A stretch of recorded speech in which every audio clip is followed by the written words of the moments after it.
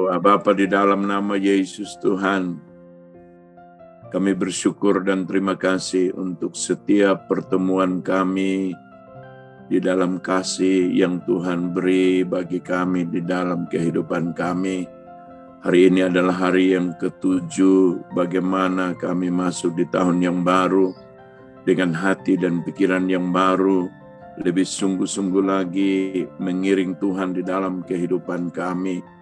Karena itu hari ini hamba berdoa sebelum kami semua mendengarkan kebenaran firman Allah, Tuhan memberkati kami semua dengan Roh Kudus yang Tuhan nyatakan di dalam setiap kehidupan kami, supaya Roh Kudus terus menerjemahkan setiap kebenaran firman yang kami dengar, memberi pengertian bagi kami, bagaimana kami menjalankan hidup ini sesuai dengan apa yang menjadi kehendak-Mu, sesuai dengan perintah-perintah firman Allah yang diberikan bagi kami yang percaya kepada Tuhan, supaya kami tetap berjalan di dalam kebenaran firman Allah. Tuhan, mari berkati kami semua dengan kekuatan-Mu yang ajaib dalam kehidupan kami, semangat Roh-Mu di dalam kehidupan kami, untuk terus rindu dan mau mendengarkan kebenaran firman Allah. Kami sudah siap mendengarkan firman-Mu, hanya di dalam nama Yesus Tuhan, kami sudah mengucap syukur dan berdoa. Haleluya, amin. Baik Bapak Ibu semua yang diberkati Tuhan, Shalom. Mari kita belajar beberapa bagian firman Allah untuk menuntun kita di dalam perjalanan hidup kita. Hari ini saudara yang dikasihi Tuhan, saya memberi satu tema kecil, mari jangan menyimpang dari kebenaran firman Allah. Mari kita baca satu bagian firman Allah, Kolose pasal yang ketiga, ayat yang kelima dan ayat yang keenam. Karena itu, matikanlah dalam dirimu segala sesuatu yang duniawi, yaitu percabulan, kenajisan, hawa nafsu, nafsu jahat, dan juga keserakahan yang sama dengan penyembah berhala. Semua itu menentangkan murka Allah atas orang-orang durhaka.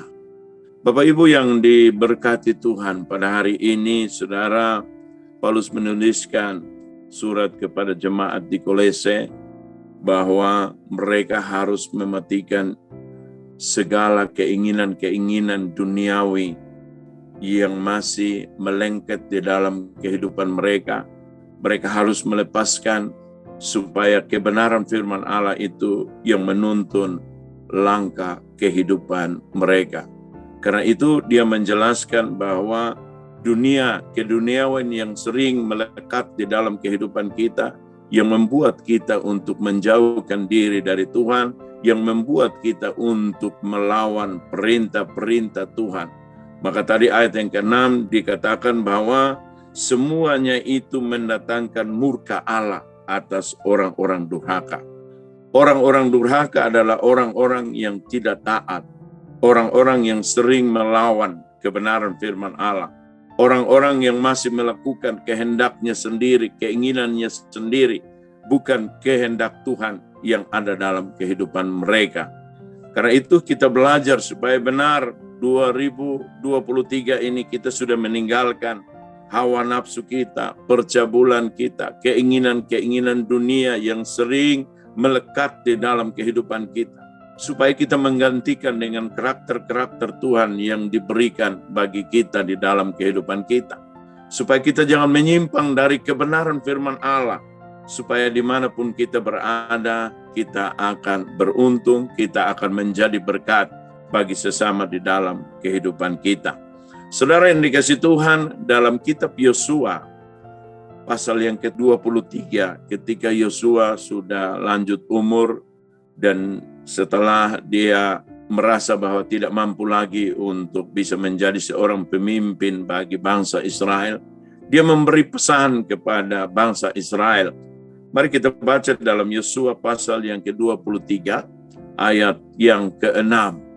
Apa yang menjadi pesan Yosua bagi umat Israel? Dia katakan bahwa kuatkanlah benar-benar hatimu dalam memelihara dan melakukan segala tulisan dalam kitab hukum Musa, supaya kamu jangan menyimpang ke kiri atau ke kanan.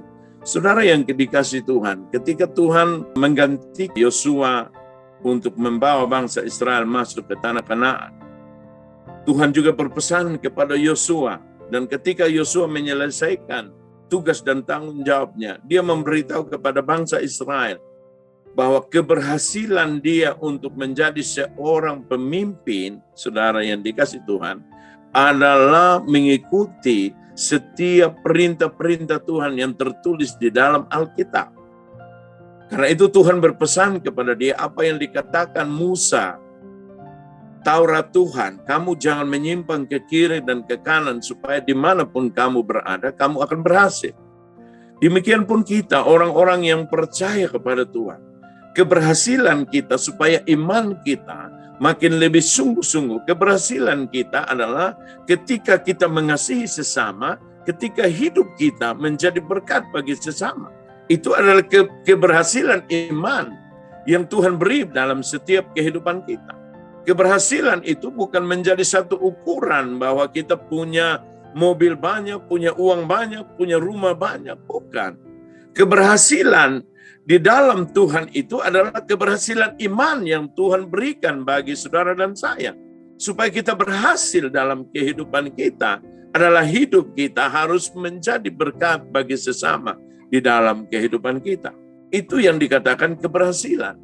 Karena itu pesan Yosua kepada mereka, kuatkanlah benar-benar. Artinya sungguh-sungguh kamu memperhatikan. Hatimu itu yang paling penting. Kuatkan benar-benar hatimu dalam memelihara. Saudara perhatikan, dikatakan. Dalam memelihara kebenaran yang ada dalam hidupmu. Supaya kebenaran itu keluar dari kehidupanmu dan menjadi berkat bagi sesama di dalam kehidupan kita. Seringkali kita tidak memelihara kebenaran itu. Makanya Daud bilang, kesukaanku merenungkan Taurat siang dan malam. Kenapa? Karena firman itu hidup dan dia menjaga kehidupan kita supaya kita jangan lagi terjerumus di dalam keinginan-keinginan dunia yang membuat kita tersesat, yang membuat kita menjadikan murka Allah dalam kehidupan kita. Tapi seringkali kita tidak sadar karena kita terbuai dengan dunia ini. Hari ini saudara yang dikasihi Tuhan, mari kita memperhatikan betul-betul apa yang kita buat dan kita lakukan dalam hidup ini. Supaya apa? Semua bisa menyenangkan hati Tuhan. Kalau Tuhan senang, Tuhan pasti pelihara hidup kita. Dan dimanapun kita berada, kita akan berhasil. Berhasil itu dalam apa? Bawa banyak jiwa untuk Tuhan, menangkan banyak jiwa untuk Tuhan. Itu yang kita harus perhatikan dalam hidup ini. Makanya Yesus bilang, kuatkan benar-benar hatimu dalam memelihara segala yang tertulis dalam kitab hukum Musa. Supaya apa?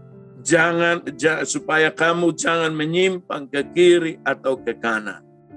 Ingat, perjalanan hidup kita harus dituntun oleh setiap kebenaran firman Allah yang Tuhan beri bagi saudara dan saya di dalam kehidupan kita.